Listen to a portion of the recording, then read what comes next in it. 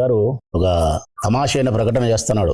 మరి అది ఎవరికోరికి వర్తిస్తుందో ఏమో కానీ మరి పిల్లల్ని కనాలంటబ్బా, నలుగురిని 5 మందిని ఆపరేషన్ చేసుకునే వాళ్ళు ఎట్లా అని ఆలోచిస్తున్నారు. ఇప్పుడు ఎట్లా కుటుంబ నియంత్రణ చేసుకునేవారు, ఇప్పుడు మేమంతా కుటుంబ నియంత్రణ చేసుకున్నాము, మా కొండాడి చేసుకున్నాడు, బలరాం నేను అందరూ 25,000 ఇచ్చా, 50,000 ఇచ్చా అంటాడు. ఎట్లా పోయి దీనికి ఏమైనా మార్గం ఉందా అని డాక్టర్ని అడుగుతారంట.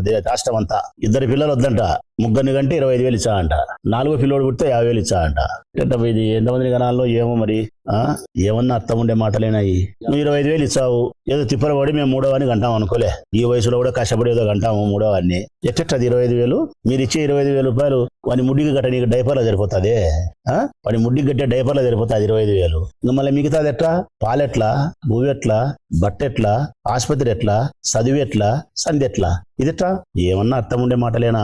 ఎక్కడైనా పిల్లోళ్ళకి 25,000 ఇచ్చాను కాదు నువ్వు చెప్పాల్సింది. పిల్లోడు పుడితే ఇప్పుడు ఉండబడిన పిల్లలకు ఉద్యోగ ఉపాధి అవకాశాలు కల్పిస్తాము, వారు ఉజ్వలమైన భవిష్యత్తుకు ప్రభుత్వం పనిచేస్తుంది, నేను ఇదిగో ఈ ప్రణాళిక తీసుకొచ్చిన ఈ పిల్లల కోసం అని చెప్పితే పెద్ద మనిషి అర్థం ఉంది. మొగుడు పిల్లల వేరే పని పెట్టుకోకండి, ఈ పని పెట్టుకోండి, 3వ పుట్టించుకోండి 25 ఇచ్చా, 4వ పుట్టించుకోండి 50,000 ఇచ్చా అంటే నువ్వు ఇచ్చే 25,000 కోసం మేము ఈ పని పెట్టుకోవాలా. ఇచ్చావు 25,000 ఇచ్చావంటావు, అది కూడా గ్యారెంటీ లేదు. సూపర్ స్టార్, ఎందుకంటే సూపర్ 6 మనం సూపర్ స్టార్ కదా, సూపర్ 6.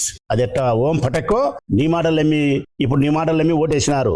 ఎంతమంది పిల్లోళ్ళకు ఉంటే అంతమందికి నేను 1,500 ఇచ్చా అని ఇచ్చినావు, ఒకరికిలే. నీ మాటలు నమ్మి ఇప్పుడు 3-4 పిల్లోళ్ళు ముట్టించుకుంటే 25,000 ఇచ్చావని గ్యారెంటీ ఉంది? ఇయ్యో. ఒకవేళ ఇచ్చినావు అనుకో డైపర్లో సరిపోతుంది. మళ్ళీ తర్వాత ఎవరు చదివియాలా, ఎవరు భూ పెట్టాలా, ఎవరు వారికి భవిష్యత్తు ఇయ్యాలా? పేద మధ్యతరగతి కుటుంబాల్లో ఉండే తల్లిదండ్రులకు ఒక సంతానమే బరువైంది ప్రజలారా. షావుకారులకు 4 3 ఓకే. పేద మధ్యతరగతి వర్గాలకు సంబంధించిన తల్లిదండ్రులకు ఒక పిల్లోని పోషించి వాడిని మంచి చదువు చదివించి వానికి మంచి భవిష్యత్తు ఇవ్వాలంటే భారం అయిపోయింది. అట్లాంటిది 3 4 కని ఏం చేయాలి? వాళ్ళను ఆర్థిక పరిస్థితులు సక్రమంగా లేక వారిని గాలికి వదిలేస్తే, ఆ గాలికి వదిలేసిన తల్లిదండ్రులు ఆర్థిక విధానం సక్రమంగా లేక పిల్లలు చదివించుకోలేక మంచి భవిష్యత్తు లేక వదిలేస్తేనే ఆ వదిలేసిన వాళ్ళే అసాంఘిక కార్యకలాపాలకు క్రిమినల్స్ గా తయారయ్యేది. అంటే 4 5 సంతానాన్ని కని ఆ తల్లిదండ్రులు పోషించలేక మంచి భవిష్యత్తు లేక ఈ సమాజం మీద వదిలేస్తే వాడు సోషల్ యాంటీ ఎలిమెంట్స్ అన్ని క్రిమినల్స్. ఇట్లనా ఒక సంతానాన్ని పోషించి మంచి భవిష్యత్తు ఇవ్వాలంటే కష్టం అవుతుంది. నువ్వు 25,000 ఇచ్చేదానికోసం పిల్లలు కనాలా, నువ్వు 50,000 ఇచ్చేదానికి 4వ కనాలా. బుద్ధిని మాట్లాడుతున్నారో బుద్ధి లేక మాట్లాడుతున్నారో అసలుకి ఇది ఆశ్చర్యకరం నాకైతే. ఈ రాష్ట్ర ముఖ్యమంత్రి నారా చంద్రబాబు నాయుడు గారు ప్రజలకు ఇచ్చిన ఈ సలహా ఉచిత సలహా కొంప ముంచుతుంది ప్రజలారా. ఈయన మాటలు నమ్మి పొరపాటున ఎవరైనా ఆ పని లేకపోతే అంతే, ఇంతే సంగతులు. 1,500 ఇచ్చినాడు చూడు ఆడపిల్లలకు, అటనే ఉంటుంది మన పరిస్థితి.